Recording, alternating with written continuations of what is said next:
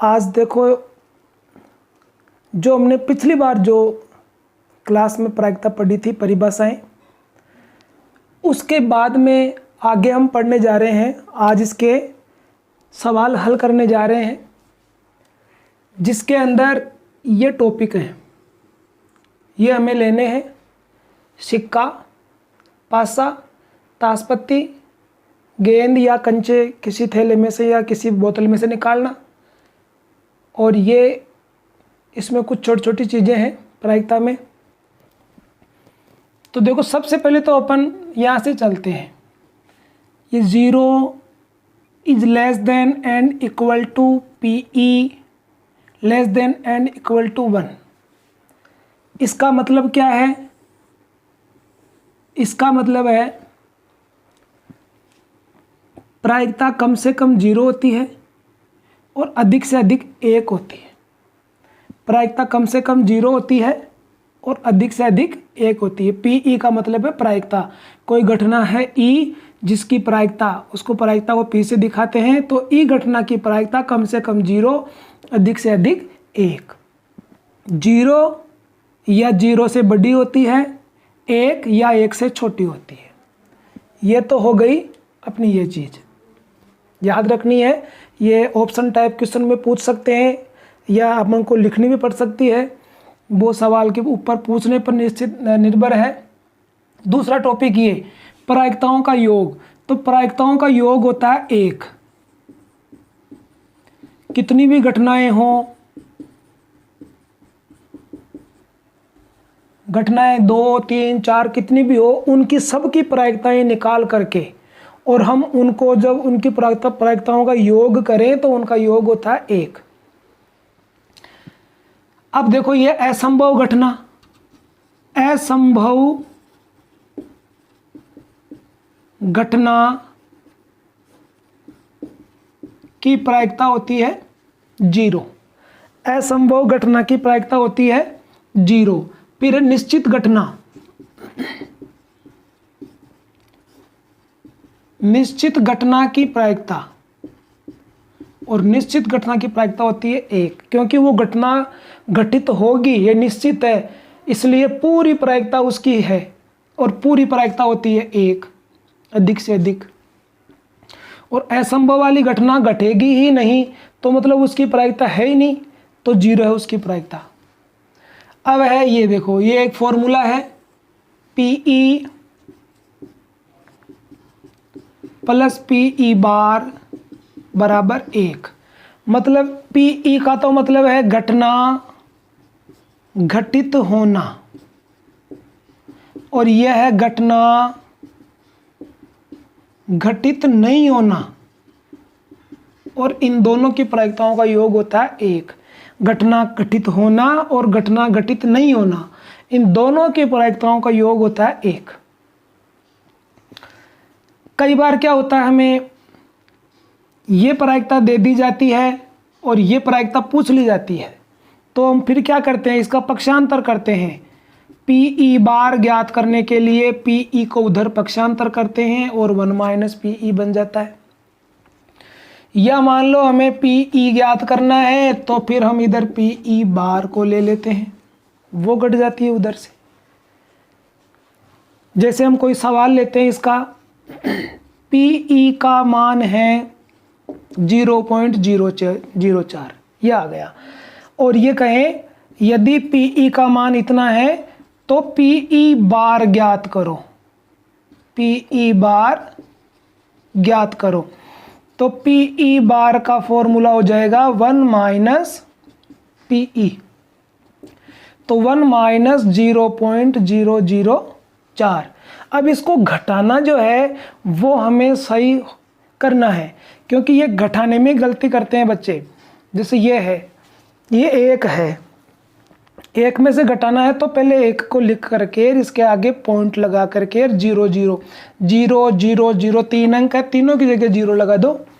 फिर यह लिखो नीचे 0.004 घटाओ, उधार लिया 10, 10 में 4 गए 6, यहाँ बच गए 9, 9 में 0 गया तो 9, यहाँ बच गया 9, 9 में 0 गया तो 9, और यहाँ बच गया 0। तो ये हो गया 0.009 6, 0.996 इसकी प्रायिकता आ गई। इसी प्रकार से हम ये भी कर सकते हैं। अब ऐसी परिस्थिति में क्या होगा, ये हमें इस पी बार का मान दे देगा। जैसे पी बार बराबर 0.002 दे दिया मान लो, तो पी ज्ञात करो।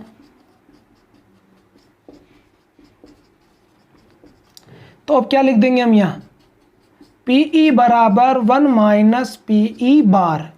तो 1 माइनस, अब पी बार का मान हमारे पास ये दे रखा 0.002, तो उसको भी इसी प्रकार से यहाँ इस साइड में लिख करके और फिर घटाना है। घटाने में गलती नहीं होनी चाहिए बिल्कुल भी। तो ये घटाएंगे, 10 में से घटेगा 2, 8 बच जाएगा, यहाँ बच जाएगा 9, यहाँ बच जाएगा 9 और यहाँ बच जाएगा 0। तो इस प्रकार से ये जो टॉपिक है ये भी हमारा कंप्लीट हो रहा है। अब हम लेते हैं गेंद या कंचे जो भी हैं, उनकी प्रायिकताएं कैसे निकालें। सवाल जैसे हम लिख लेते हैं, एक डिब्बे में लाल कंचे 5, पीले कंचे 6, हरे कंचे 7 है। ऐसे हमारे को, अब देखो ये इसमें जैसे लाल ये कलर है और बढ़ा सकता है, 3 का भी दे सकता है, 2 का भी दे सकता है, सवाल में कैसे भी पूछ सकते हैं। हम इसकी प्रायिकता कैसे ज्ञात करेंगे, तो पहले हम लिखेंगे इसमें कुल कंचे। तो कुल कंचे हो गए 5 + 6 + 7, 6 और 5 11, 11 और 7 18। अब अगर वो हमें ये पूछेगी लाल कंचे की प्रायिकता, तो लाल कंचे की प्रायिकता का सूत्र हो जाएगा लाल कंचे बटा कुल कंचे। अब लाल कंचे है 5 और कुल कंचे है 18, तो इसकी प्रायिकता हो गई 5/18। ऐसे ही ये पीले कंचे की निकाल लेंगे यहाँ, तो ऊपर पीले कंचे आ जाएंगे 6, 6/18 हो जाएगा। हरे कंचे की पूछेगा तो ऊपर हरे कंचे आ जाएंगे 7, 7/18 हो जाएगा। ये तो सिंपल क्वेश्चन हो गए। अब इसमें ऐसे पूछ ले हमें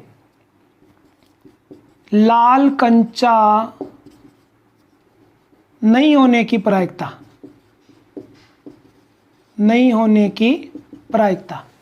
तो अब देखो लाल कंचा नहीं होना मतलब वो पीला और हरा होगा। तो पीले और हरे कितने हैं, 6 + 7 और बटा 18, तो 13/18। पीला कंचा नहीं होने की पूछेगा तो हम लाल हरा जोड़ लेंगे, या इसको हम ऐसे भी निकाल सकते हैं, जैसे था ना लाल कंचे की प्रायिकता और यहाँ कह रहा है लाल कंचा नहीं होने की, तो इसको अपन ऐसे भी निकाल सकते हैं। इसकी दूसरी विधि है लाल कंचा नहीं होने की प्रायिकता। तो इसको जो लाल कंचा होने की है उसको 1 माइनस कर दो, जो लाल कंचा होने की प्रायिकता है उसको 1 माइनस कर देंगे तो नहीं होने की आ जाएगी। लघुत्तम इसका 18 आ जाएगा। लघुत्तम ले घटाओ, 1 का भाग 18 में जाएंगे 18 बार, तो 18 एकम 18 - 5, क्योंकि इसका भाग इसमें 1 बार जाएगा तो 5 एकम 5, क्या बच गया, वही 13/18। तो ये भी कर सकते हैं, ये भी कर सकते हैं। हमने यहाँ पढ़ा था प्रायिकताओं का योग क्या होगा, तो योग बताया भाई 1 होगा। इसकी देखो पुष्टि भी कर सकते हैं हम। कैसे कर सकते हैं, जैसे लाल कंचे की प्रायिकता ये आ गई 5/18, पीले कंचे क्या हो जाएगी 6/18, हरे कंचे क्या हो जाएगी 7/18, क्योंकि लाल कंचे 5 कुल कंचे 18, पीले कंचे 6 कुल कंचे 18, हरे कंचे 7 कुल कंचे 18। तो इन सब की प्रायिकताएं हो गई, हम इनको जोड़ देते हैं। योग की बात कर रहा है प्रायिकताओं का योग, तो हमें योग करना पड़ेगा इनका। जितनी भी इसमें कंचे वगैरह हैं उन सब की प्रायिकता निकाल के जोड़ेंगे तो क्या होगा, देखो लघुत्तम इसका 18 आ गया, 18 एकम 18, 5 एकम 5, 18 एकम 18, 6 एकम 6, 18 एकम 18, 7 एकम 7, 6 और 5 11, 11 7 18, 18/18 ये इससे कट जाएगा एक बार, तो वही 1 आई। तो कुल मिलाकर के ये इसकी जांच हो गई। जैसे कोई कहे हमारी समझ में नहीं आ रहा कि ये योग एक कैसे होता है, तो इस प्रकार से हम सबकी प्रायिकताएं निकाल करके और उनका योग करके देख लेते हैं तो एक होता है। ये जो बात है, यही बात ये है, PE + PE बार बराबर 1। ये तो था प्रायिकताओं का योग, और यहाँ पर कह रहा है कि घटना, घटित होना और नहीं होना, उनका योग एक है। इस प्रायिकताओं के योग में तो मतलब अलग अलग, जैसे लाल कंचे, पीले कंचे, हरे कंचे, अलग अलग कंचे दे दिए।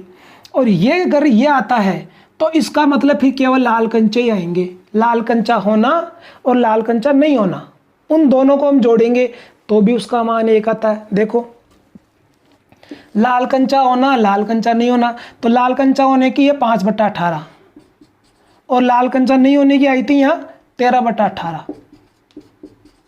लघुत्तम इसका 18 आ गया। 18 एकम 18, 5 एकम 5, 18 एकम 18 और 13 एकम 13, वही 18/18, वही 1 आ गया।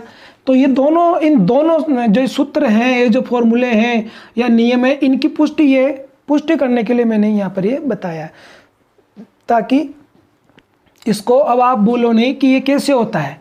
अब ये गेंद या कंचे भी हो गए, जैसे कंचों के सवाल आए वैसे गेंद के सवाल भी हो सकते हैं। अब आते हैं अपन लीप और एलीप में।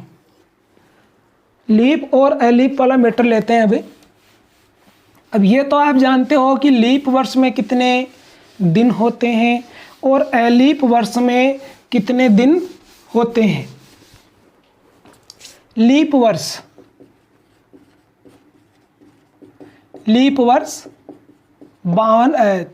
365 दिन, 66 दिन, लीप वर्ष में 366 दिन। और एलीप वर्ष में 365 दिन। मैं इसकी पूरी थ्योरी समझा रहा हूं। अब इसमें वो सवाल चाहे कैसे भी बनाए, अगर ये पूरी जानकारी हमारे पास होगी तो हम किसी भी सवाल का उत्तर देने में सक्षम होंगे। अब देखो, एक वर्ष में सप्ताह, एक वर्ष में सप्ताह होते हैं 52, चाहे वो लीप हो चाहे एलीप हो। अब 52 सप्ताह में दिन कितने हो गए भाई? 52 सप्ताह में दिन हो गए 52 × 7, 7 दूना 14, 7 पंजे 35 और 1 36, 364 दिन हो गए। अब जब लीप वर्ष है, लीप वर्ष में तो शेष दिन कितने बचे? 366 माइनस 364, तो 2 दिन। और एलीप वर्ष में 365 माइनस 364, यहाँ बच गया 1 दिन। 52 सप्ताह होने के बाद में लीप वर्ष में 2 दिन बचते हैं और एलीप वर्ष में 1 दिन बचते हैं। अब सवाल क्या पूछते हैं? सवाल ये पूछा जाता है 53 रविवार, सोमवार, मंगलवार, सप्ताह का कोई भी वार हो पूछ सकता है। मैं रविवार ले लेता हूं। 53 रविवार आने की और 53 रविवार नहीं आने की।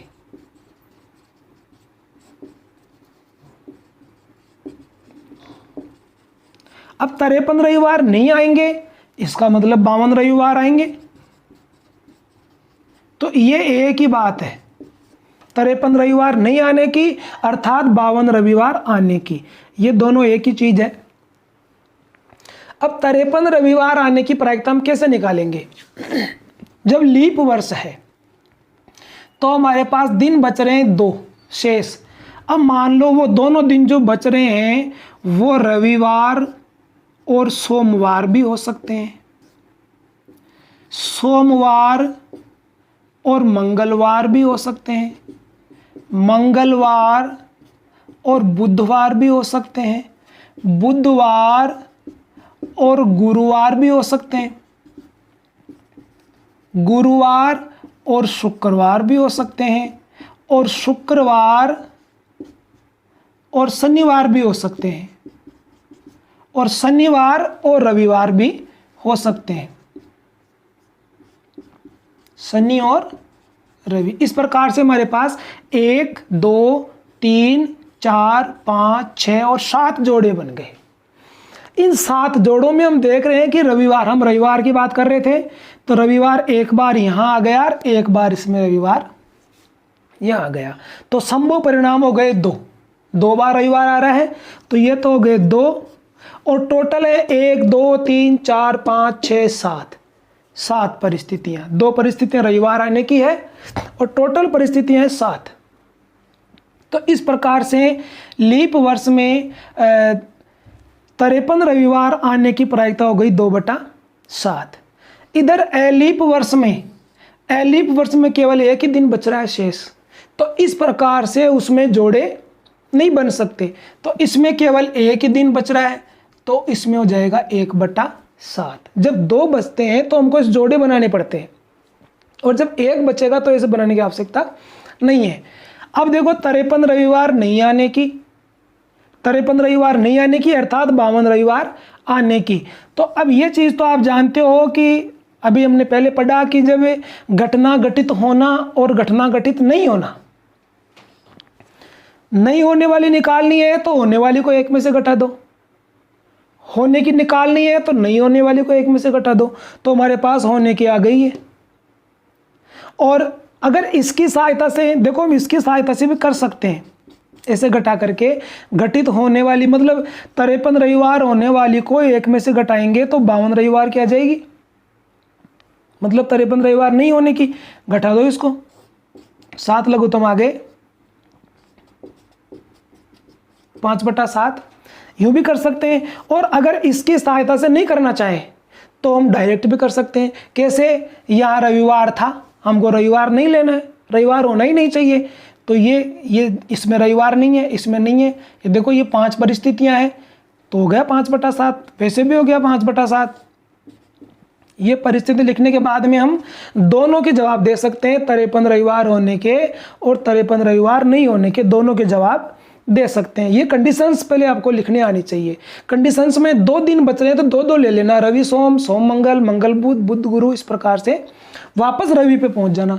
रवि से शुरू किया था, वापस रवि पे आना है। तो इस प्रकार से ये लीप वर्ष में हो गया 53 आना और 53 नहीं आना। फिर इधर अलीप वाले में 53वां रविवार आने की 1/7 हो गई, और नहीं आने की 53वां रविवार नहीं आने की, तो जो 53वां रविवार नहीं आएगा इसका मतलब 52 आएंगे, तो 52 आएंगे, तो ये एक रविवार तो उसमें था ही, एक दिन बच गया था, इसमें एक ही बनेंगे, रवि, सोम, मंगल, बुध, गुरु, शुक्र, शनि और रवि तो आएंगे इधर, तो ये 7 दिन है। 7 में से रविवार एक ही बार था, तो हमने 1/7 लिख दिया।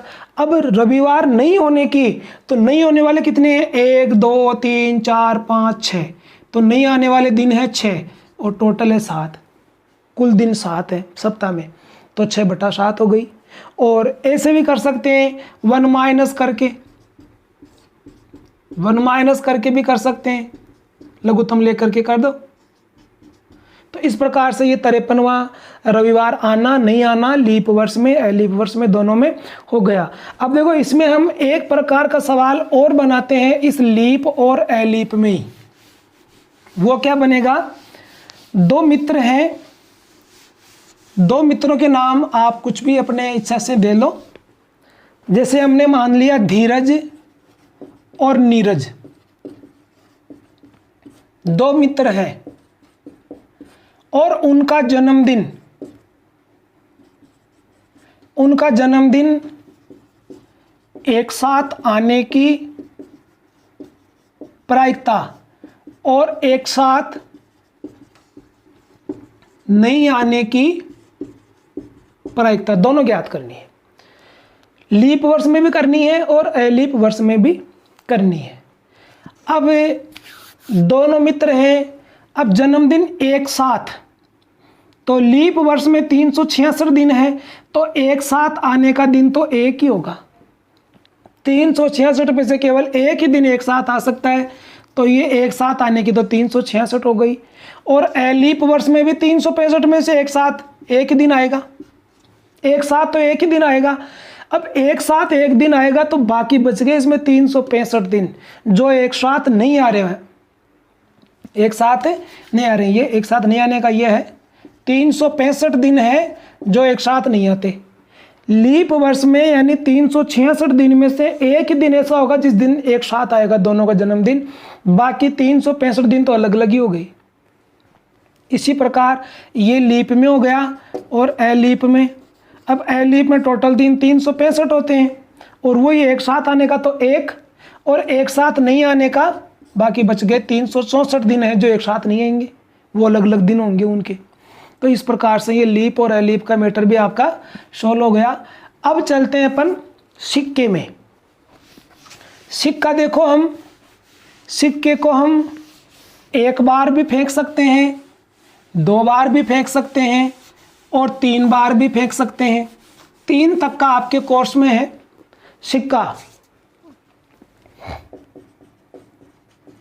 सिक्के में आप जानते हो भाई, सिक्के में 2 पहलू होते हैं, एच और टी। एच को कहते हैं चित्त और टी को कहते हैं पट। चित्त की अंग्रेजी हो गई हेड और इसकी हो गई टेल। 2 पहलू है इसमें सिक्के में।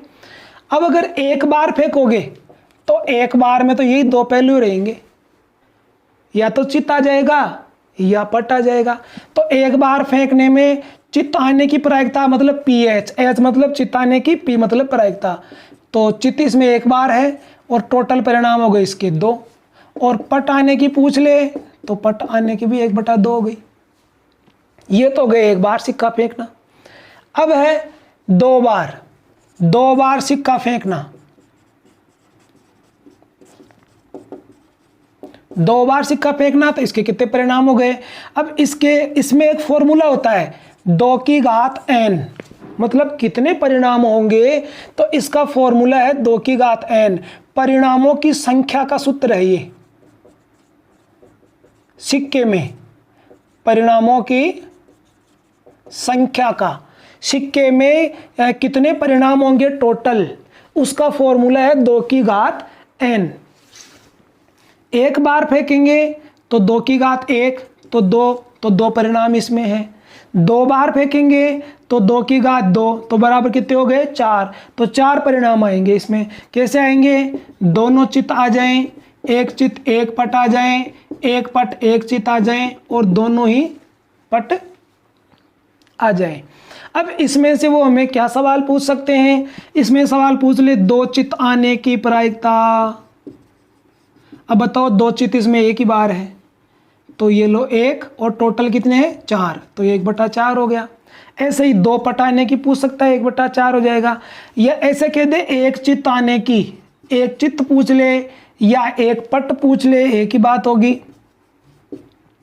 तो इसमें भी 1 पट है और इस वो चित्त है और इसमें भी 1 चित्त है। कितने बार परिणाम हो गए 2 और टोटल परिणाम 4, तो 2 एकम 2, 2 दूना 4, 1/2 इसका परिणाम 1/2 हो गया।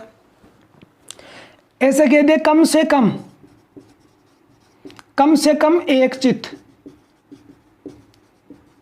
कम से कम 1 चित्त आने की प्रायिकता।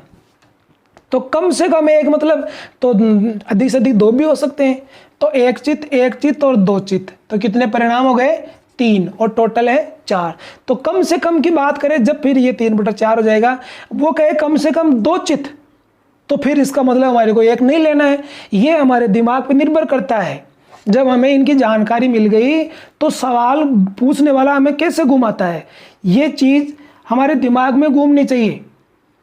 हमारी सोच इतनी विकसित होनी चाहिए कि हम उसके सवाल को समझ सकें। सवाल को समझ लेंगे तो उत्तर देने में कोई प्रॉब्लम नहीं होगी। तो अधिक से अधिक बोलेगा, अधिक से अधिक, अब ऐसे बोल दे मान लो अधिक से अधिक 2 चित्त, 2 चित्त में तो फिर कम से कम 0 भी हो सकता है, तो फिर तो ये सारे आ जाएंगे, तो 4/4 हो जाएगा।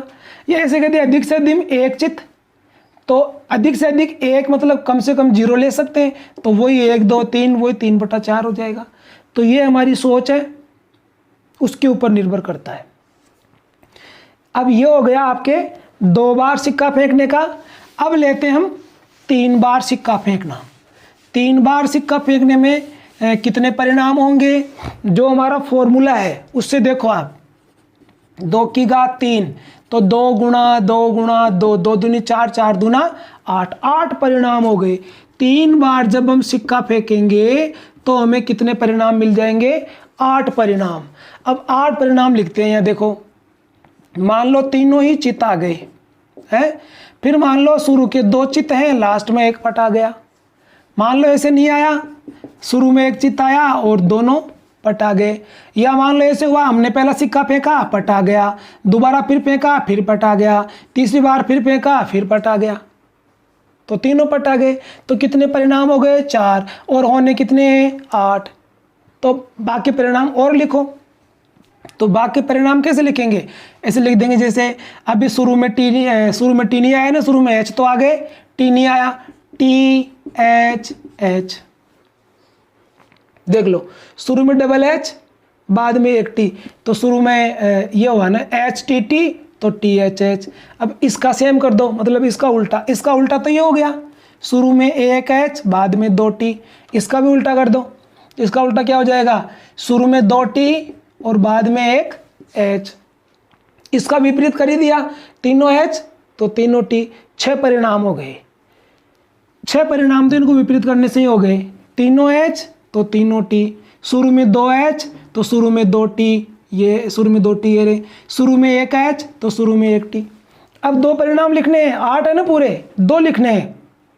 तो 2 में क्या करेंगे? एक बार तो बीच में टी कर देंगे और एक बार बीच में एच कर देंगे। ये लो, ये 8 परिणाम हो गए। सबसे पहले तो हमें परिणाम लिखना ही आना चाहिए। परिणाम जो नहीं लिख पाएगा वो इसकी प्रायिकताओं के उत्तर भी नहीं दे पाएगा।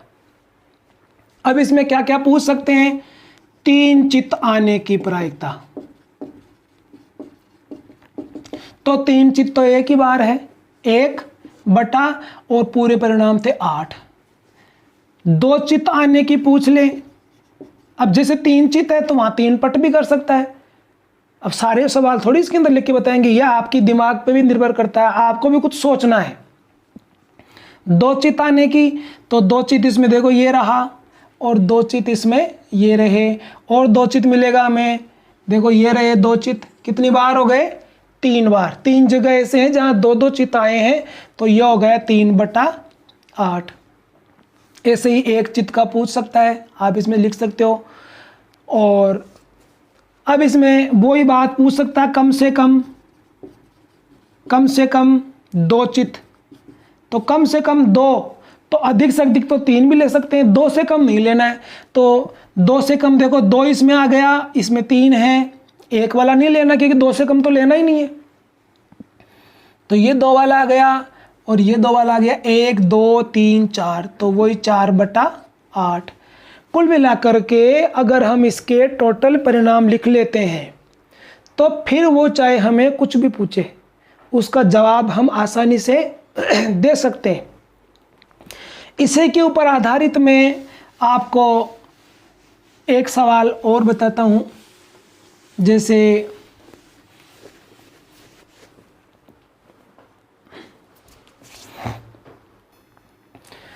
अब देखो, एक सवाल लेते हैं हम। हरप्रीत 2 भिन्न सिक्कों को एक साथ उछालती है। मान लो एक सिक्का 1 रुपये का है और एक सिक्का 2 रुपये का है। अब देखो यहाँ पर इसने हमें थोड़ा भ्रमित करने की कोशिश करी है। ऊपर कह दिया 2 सिक्के उछाल रही है और हम 2 सिक्कों के परिणाम लिखना जानते हैं, H H, T H, H T और टी टी। ये सवाल मेरा लेने का भी मकसद भी यही है कि ये जो भ्रमित करने वाली बात है ना, इस पे हमें ध्यान नहीं देना है, इससे भ्रमित नहीं होना है। क्योंकि ये कह रहा है कि एक सिक्का 1 रुपये का और एक सिक्का 2 रुपये का, तो 1 रुपये का हो तो क्या हुआ और 2 रुपये का हो तो क्या हुआ, एच और टी तो दोनों में ही आएंगे।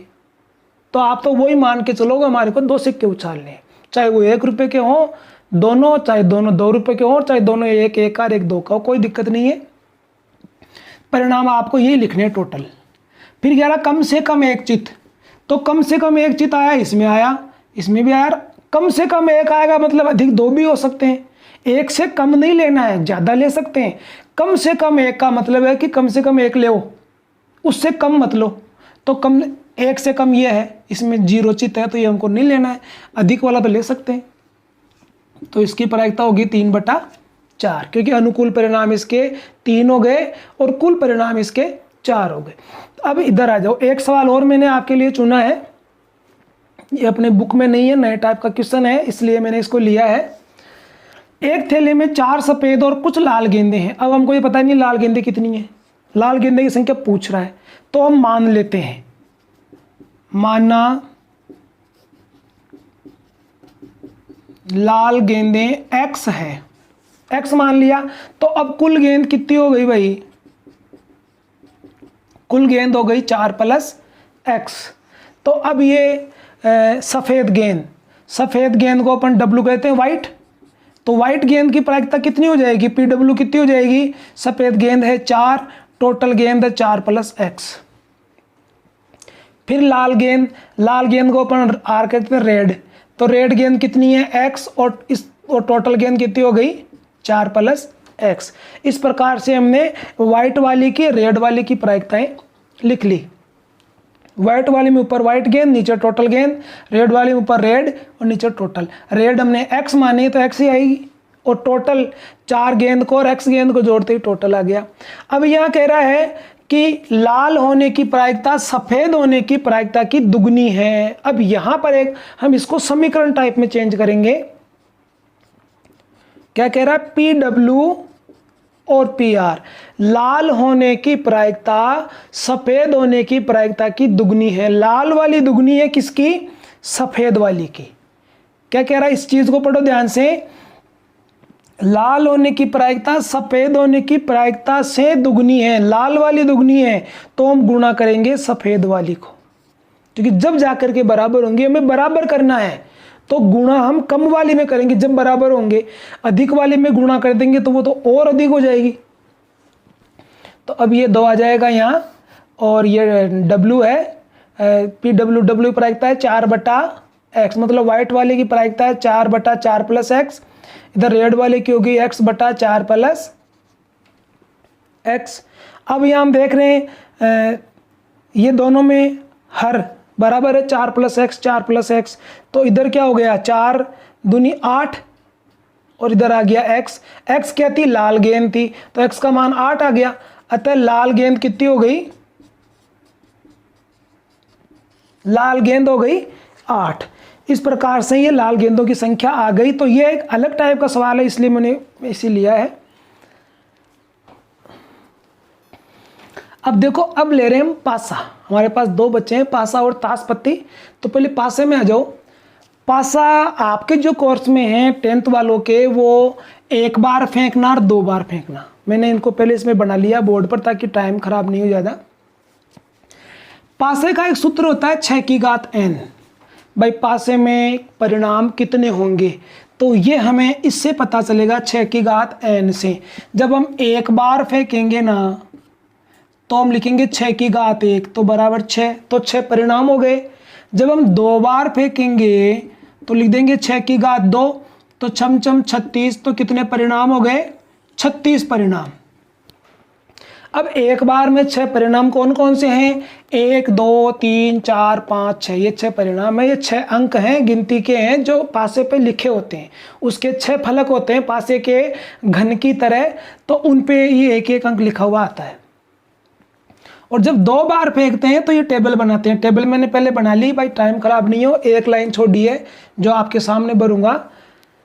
टेबल कैसे भरनी है, पहले ये 1 लिखना है, फिर ये 1 लिखना है, फिर ये 1 लिखना है, फिर ये 2 लिखने हैं, फिर ये 1 लिखना है, फिर ये 3 लिखना है, फिर इधर से 1 आ जाएगा, इधर से 4 आ जाएंगे, फिर ये आ जाएगा 1, ये 5 आ गए, और ये 1 और ये 6।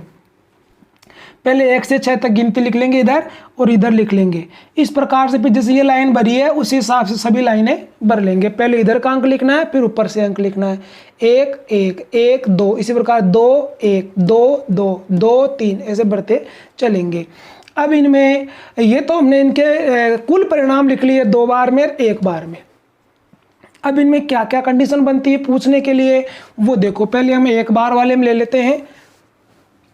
सूत्र याद रखना है, कई बार ये पूछ लेते हैं। जैसे हम पहले सिक्के का सूत्र देखा, 2 की घात n पासे का है 6 की घात, यानी हमको याद रखना है। अब देखो यहाँ सम संख्या आने की प्रायिकता पूछ ले। अब सम संख्या इनमें कौन कौन सी है? सम संख्या इनमें 2, 4 और 6। कितनी हो गई? 3 हो गई। तो प्रायिकता कितनी हो जाएगी? 3 बटा कुल परिणाम इसमें 6, 3 एकम 3, 3 दूना 6, तो क्या आ गया 1 बटा 2। इसी प्रकार विषम संख्या, ये जो मैं सवाल बता रहा हूँ ये सवाल अधिकांश बोर्ड में पूछते रहते हैं, ध्यान से समझना है। विषम संख्या, अब विषम कौन कौन सी है? 1 विषम, 3 विषम और 5 विषम। तो ये भी कितनी हो गई? 3 हो गई। तो इसकी भी प्रायिकता कितनी हो गई? 3 बटा 6। वही काट करके हम 1 बटा 2 कर देंगे। भाज्य संख्याएं कौन कौन सी है?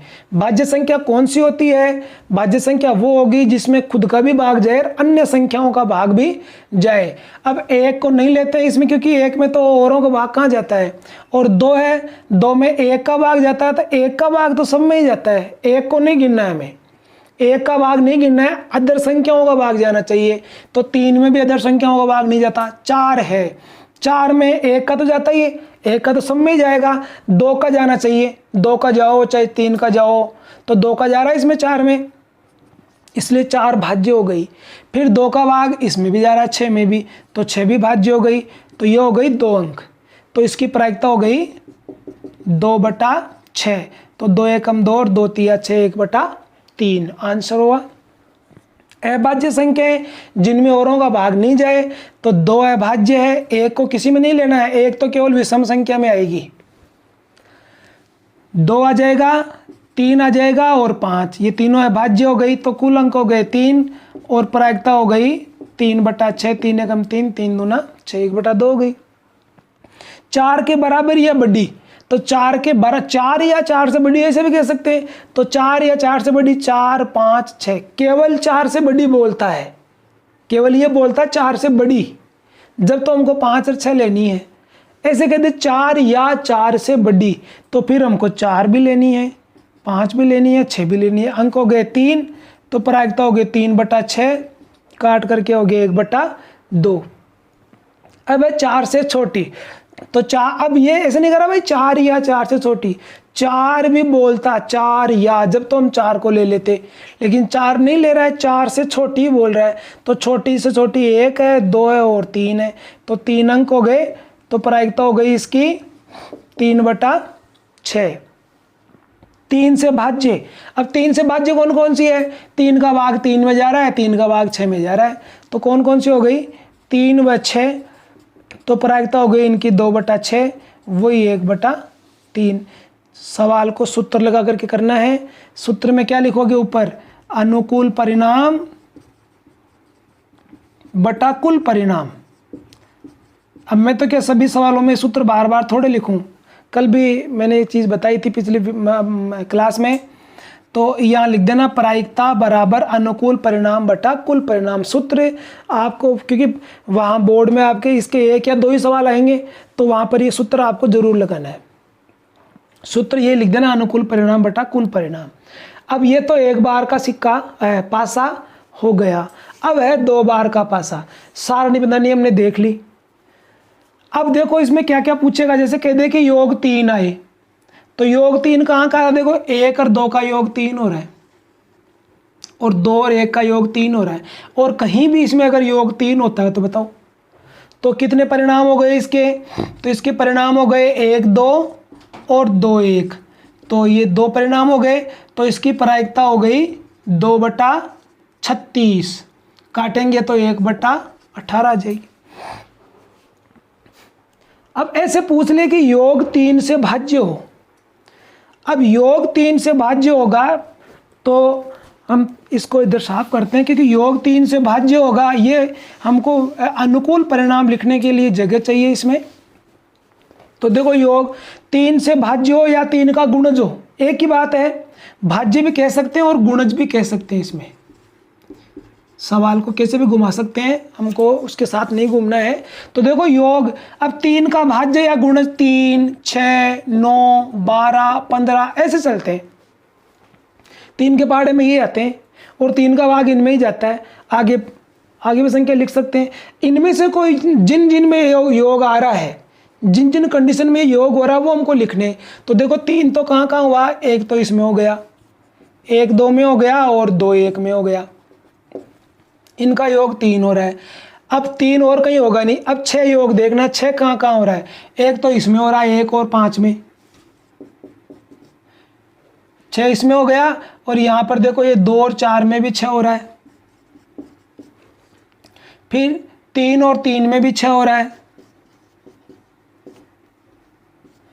फिर इधर 4 वाली में हो रहा है ये 4 और 2, फिर इधर 5 वाली में हो रहा है 5 और 1, और इसमें तो 6 योग होगा नहीं।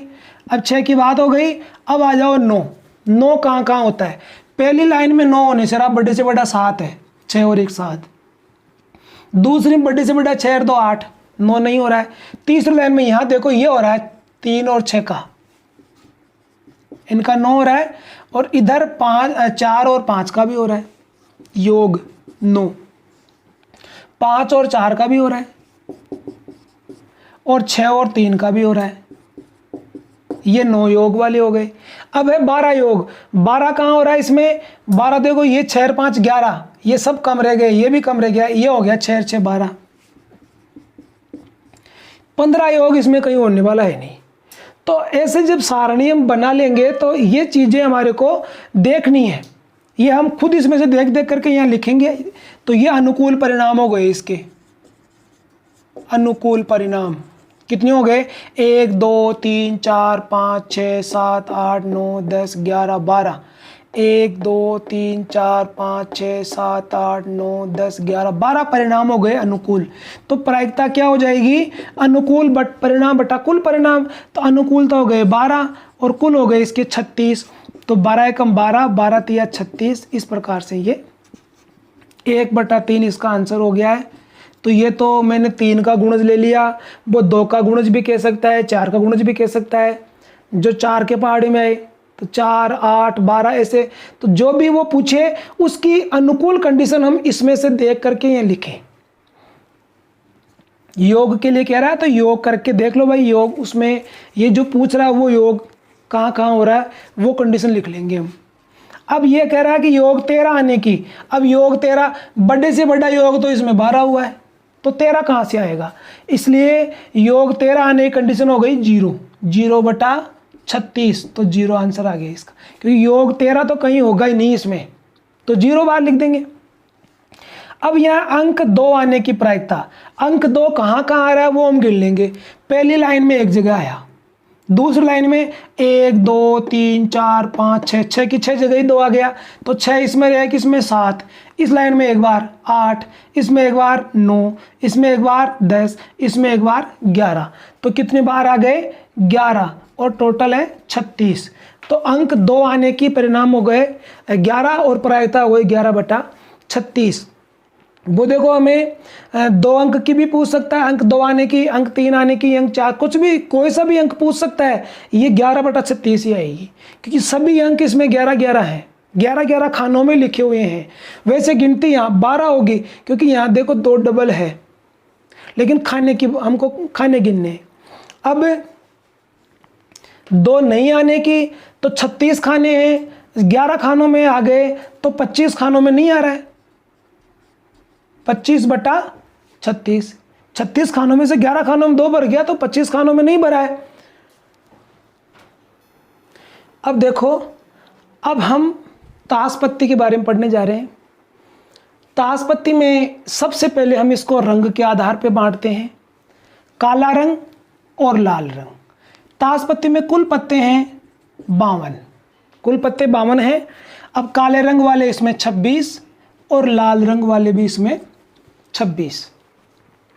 अब इन काले रंग वालों को भी 2 भागों में बांट दिया है। एक तो है काले रंग में हुकुम, और एक होती है इसमें चिड़ी। और लाल रंग में एक तो हो गया लाल पान, और एक हो गया ईंट। दोनों लाल रंग में होते हैं। अब हुकुम के 13 पत्ते होते हैं, चिड़ी के भी 13 पत्ते होते हैं, लाल पान के भी 13 पत्ते हैं, और ईंट के भी 13 पत्ते हैं। सबके 13 पत्ते हैं, तो कुल मिला के 52 हो गए। 13 पत्तों में क्या क्या है, इनमें देखो एक तो ए लिखा हुआ होता है, इक्का कहते हैं जिसको। फिर 2 3 4 5 6 7 8 9 10, 10 तक की तो ये हो गया। फिर 11 वाले को कहते हैं जुपिटर, गुलाम। और फिर एक होती है क्वीन, रानी। और एक होता है किंग, बादशाह। इस प्रकार से 13 पत्ते हो गए। सभी में ये 13-13 पत्ते होते हैं। इसी प्रकार से बस कलर का फ़र्क है और इनका जो सिंबल बना होता है उस सिंबल का फ़र्क है, और बाकी नंबर ये आते हैं उन सब पे। अब ये 3 पत्ते हैं, ये 3 पत्ते हैं तस्वीर वाले। इन पे तस्वीर बनी होती है। इस पे गुलाम की तस्वीर है, इस पर रानी की तस्वीर है, बेगम की, और इस पे बादशाह की तस्वीर है। तो तस्वीर वाले 3 3 3 और 3 कितने पत्ते हो गए? कुल पत्ते हो गए 12। तस्वीर वाले कुल पत्ते हो गए 12। तो इसकी प्रायिकता हो जाएगी 12/52, क्योंकि कुल पत्ते 52 हैं। तो 12/52 इसको काट लेंगे अपन। 4 के पाड़े 4 तिया 12 और इधर 13 बार कट गया, तो 3/13। इस प्रकार से तस्वीर वाला पत्ता हो गया। अगर ये पूछ ले हुकुम के पत्तों की प्रायिकता, तो हुकुम के पत्ते 13 हैं और टोटल पत्ते 52, तो 13/52। ये कह दे कि काले रंग के पत्तों की प्रायिकता, तो काले रंग के पत्ते कितने हैं? 26, तो इसकी प्रायिकता हो गई 26/52। ऐसे चाहे लाल रंग में पूछ ले। ये पूछ ले कि अब मैं इनकी क्वेश्चन नहीं लिखूंगा, आप क्वेश्चन सुनते जाओ, समझते जाओ, याद रखते जाओ, वीडियो को रोक करके और लिख लिया करो। अब इसमें मैं ये पूछ ले कि हुकुम का गुलाम, हुकुम के गुलाम की बात से क्या होगी? तो हुकुम का गुलाम तो एक ही है, एक ही है, तो 1/52। सूत्र लगा देना, अनुकूल परिणाम, अनुकूल परिणाम 1, कुल परिणाम 52। ये कह दे हुकुम का इक्का, तो हुकुम का इक्का भी एक ही है, 1/52। काले रंग का इक्का, अब काले रंग के इक्के कितने हैं? ये दोनों काले रंग में हैं, तो काले रंग के इक्के कितने हो गए? काले रंग के इक्के हो गए 2, तो 2/52। काली तस्वीर बोल दे, ये तो केवल तस्वीर थी जब, तो हमने 12 पत्ते ले लिए। ऐसे कहते काली तस्वीर। अब काली तस्वीर 3 इसमें, 3 इसमें कितनी हो गई? 6, तो 6/52। फिर काट लेंगे। इस प्रकार से वो हमें सवाल इसमें से पूछ सकता है। अगर हमें इन पत्तों की जानकारी है, भाई पूरे कितने हैं, रंग कितने हैं, अलग अलग रंग में कितने कितने हैं, तो वो हमें कुछ भी पूछे हम उसका जवाब दे सकते हैं आराम से। वो ये कह दे कि बिना तस्वीर के वाले पत्ते, बिना तस्वीर वाले पत्ते, अब बिना तस्वीर वाले कितने हैं?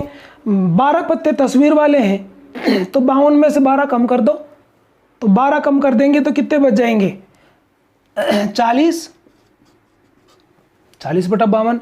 तो इस प्रकार से हमें अगर इनकी जानकारी है, या वो ऐसे कह दे कि हमारे को एक इक्का निकालना, केवल इक्का, इक्का निकालने की प्रायिकता,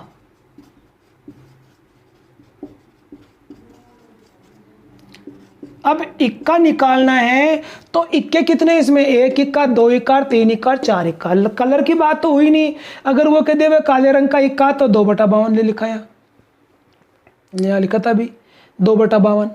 लाल रंग का इक्का, तो 2/52 हो जाएगा। अब वो केवल इक्का ही कह रहा है, तो इक्के तो चारों ही हैं, तो इसकी प्रायिकता क्या हो जाएगी?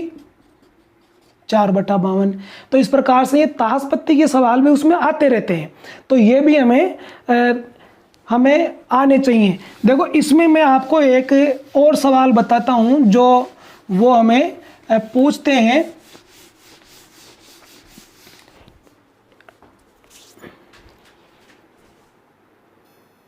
अब देखो इसमें ये हमारे पास 4 पत्ते हैं, ऐसे मान लो ये हमें दे दिए।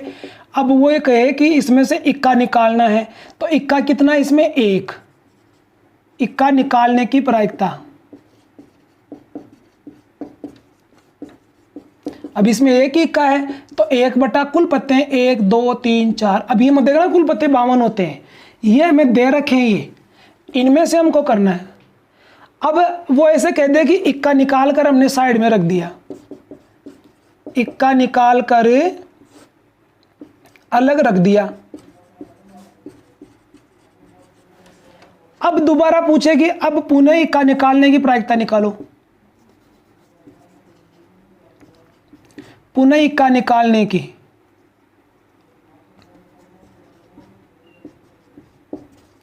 प्रायिकता। तो अब इसके अंदर पत्ते बच गए 3, क्योंकि इक्का तो हमने साइड में रख दिया। पत्ते कितने बच गए? 3, तो टोटल तो हो गए 3, और इक्का इसमें है नहीं, तो कितनी हो गई? 0/3, तो 0 हो जाएगी। इसी प्रकार से मान लो वो बादशाह की पूछ ले अब अलग रखने के बाद, तो एक बादशाह है और टोटल पत्ते हैं 3। तो इस प्रकार से वो हमें किसी भी प्रकार से सवाल घुमा करके पूछ सकते हैं। अब देखो लास्ट क्वेश्चन और लेते हैं हम। एक पेटी में 30 डिस्क हैं जिन पर 1 से 30 तक लिखे हुए हैं अंक। 1 2 3 4 5 6 7 8 9 10 11 12 13 14 15 16 17 18 19 20 21 22 23 24 25 26 27 28 29 और 30। इस प्रकार 30 अंक है, जिनमें से मान लो पहला सवाल पूछ रहा कि 2 अंकों वाली संख्या। अब देखो इसमें 1 अंक है, ये 1 अंक चल रहे हैं यहाँ तक, या यहाँ से 2 अंक चल गए, यहाँ से गिन लो कितने हो गए। तो इस पहले ही क्या हो जाएगी? 1 2 3 4 5 6 7 8 9 10 11 12 13 14 15 16 17 18 19 20 21। तो ये हो गई 21 बटा, और कुल संख्याएं तो 30 है ही, 3 के पार्ट से काट देना, 3 7 21 3 दाई 30। इसका उत्तर हो गया। अब ये कहे एक पूर्ण वर्ग संख्या है, तो पूर्ण वर्ग जानते हो आप, जो किसी का वर्ग हो। जैसे अब 1 का ही वर्ग है, 2 किसी का वर्ग नहीं है, 3 किसी का वर्ग नहीं है, 4 है, 2 का वर्ग है, 4 के बाद में 9 है, और 9 के बाद में 10 11 12 13 14 15 16 है, 16 के बाद में 17 18 19 20 21 22 23 24 25 25 है, 5 का वर्ग 26 27 28 29 30, कोई नहीं है। तो कितनी हो गई? 1 2 3 4 5 5 संख्याएं हो गई।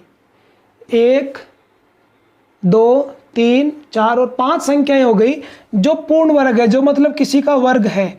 तो 5/30, तो 5 एकम 5, और तो ये हो गया 5 × 30 1/6। अब जहाँ तक कोशिश हो सके मैंने इसमें सारे सवाल कवर किए हैं, और मैं आशा करता हूँ आपके समझ में भी आएंगे। इसके अलावा अगर कोई सवाल और भी छूट जाता है तो आप मुझे कमेंट से पूछ सकते हैं। इसी के साथ धन्यवाद।